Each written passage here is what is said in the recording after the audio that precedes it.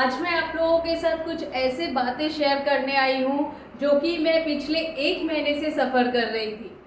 दोस्तों, 1 महीना पहले मुझे गले में दर्द, सर्दी, खांसी, फीवर हुआ, तो मैं वैसे जल्दी से डॉक्टर के पास जाती नहीं हूँ, घर में ही उपचार करती हूँ और मुझे ठीक भी हो जाता है। इस बार भी मैंने घर में ही उपचार किया और मुझे ठीक भी हो गया, लेकिन फीवर नहीं जा रहा था। काफ़ी दिन हो गए ये फीवर नहीं जा रहा था। फिर मैं डॉक्टर के पास गई। डॉक्टर ने कहा कि ये वायरल है, तो इंजेक्शन दिया, दवाई दिया और मुझे आराम में मिल गया, लेकिन सिर्फ 1 दिन के लिए। दूसरे दिन फिर से वही सेम प्रॉब्लम, और ये फीवर ज़्यादा तेज़ भी नहीं, हल्का हल्का। लेकिन जैसे ही ये फीवर आता था, मेरा सर भारी भारी और सर के एक पॉइंट में ऐसा लगता था कुछ है। उसके बाद फिर मुझे बेड से उठने को भी अच्छा नहीं लगता था। लेकिन जैसे ही ये फीवर उतर जाता था, मुझे कुछ भी बीमारी फील नहीं होता था, और सच में कोई बीमारी था ही नहीं, क्योंकि सब कुछ ठीक हो गया था। सर्दी, खांसी, गले का दर्द सब ठीक हो गया था। लेकिन कहीं ना कहीं मैं अपने आप को फ्रेश फील नहीं कर रही थी। फिर सब लोग मुझे डांटने लगे कि ब्लड टेस्ट करो, ब्लड टेस्ट करो।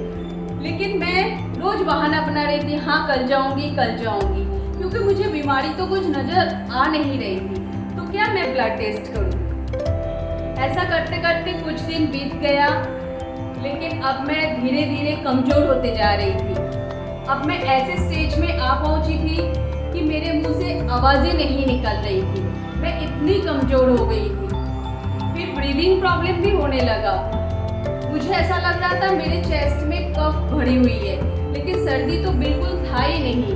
फिर भी मुझे तकलीफ हो रही थी और मैं सांस भी नहीं ले पा रही थी। फिर मुझे लगा कि नहीं, ये बीमारी नहीं है, कुछ और बात है, क्योंकि मुझे बीमारी तो कुछ नज़र आ नहीं रही थी, लेकिन फ्रेश फील भी नहीं कर रही थी। फिर मुझे किसी ने एक पुजारी जी के बारे में बताया कि वो नज़र वगैरह उतारते हैं, लेकिन मेरी जाने की शक्ति ही नहीं थी। लेकिन क्या करे, जाना तो था ही। तो मुझे पकड़ पकड़ के ले जाया गया। फिर उन्होंने मुझे बिठा के पूजा करवाया और झाड़ा लगाया। तो वहीं पे मुझे तुरंत एकदम अचानक से अच्छा फील होने लगा, जो मैं पिछले 1 महीने से मिस कर रही थी कि मैं फ्रेश फील कर ही नहीं रही थी। तो अचानक से मुझे फ्रेश फील होने लगा और बहुत ही अच्छा लगा। मंदिर जाते टाइम मुझे हाथ पकड़ के ले जाया गया, लेकिन जब मैं मंदिर से लौटी तब मैं खुद अपने पैरों से चल के आई।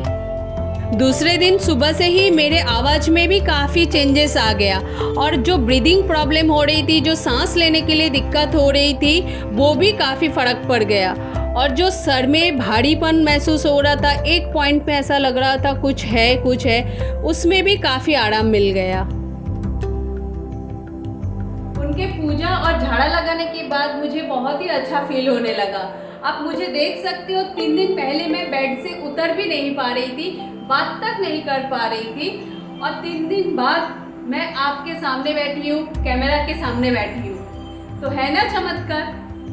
दोस्तों, नज़र जैसी चीज़ होती है, और ये नज़र बहुत बुरी चीज़ होती है। शायद कुछ लोगों को विश्वास नहीं होगा।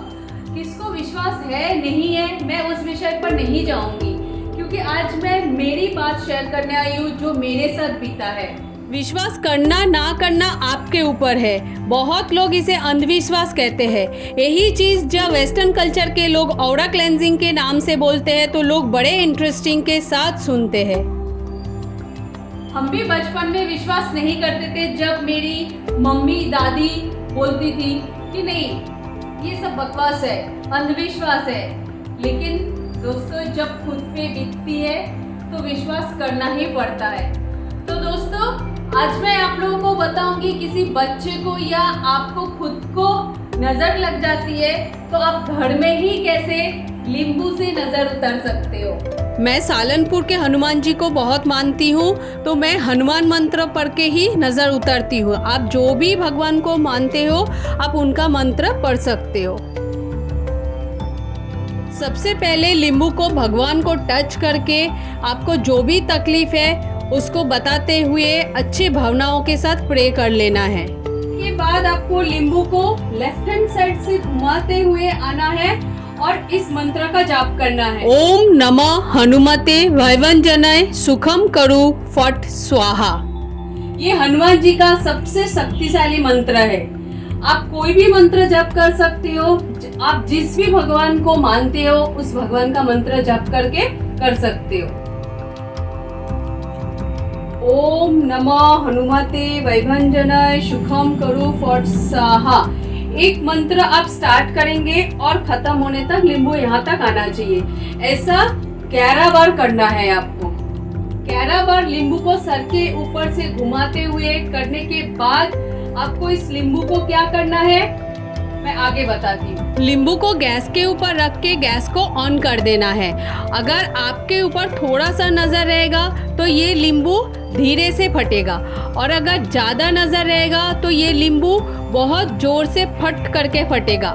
मैं आपके सामने लाइव करके दिखा रही हूँ, आप अपने आंखों से ही देखिए लींबू किस तरह से फटा। देखिए लींबू इतना जोर से फटा कि इसका रस चारों तरफ फैल गया। अब ये लींबू पूरी तरह से जल जाए तो इसे डस्टबिन में या फिर कोई ऐसी जगह पे फेंकना है जो किसी के पैर में ना आए। बहुत जो नीचे काट के रास्ते पे फेंक के आते हैं, हमें ऐसा नहीं करना है क्योंकि हमारी तकलीफ किसी और को नहीं देना है। एक बार आजमा के ज़रूर देखिएगा, बहुत अच्छे से काम करता है। लेकिन नज़र से ऊपर कुछ होता है तो फिर इनके शरण में जाना ही पड़ता है, जैसे कि मुझे जाना पड़ा। तो दोस्तों, आपके घर में अगर किसी को नज़र लग जाती है तो आप उनका नज़र कैसे उतारते हो मुझे कमेंट्स करके बताइएगा, ताकि नेक्स्ट टाइम मैं भी वैसे ही अपनी नज़र उतार सकूं।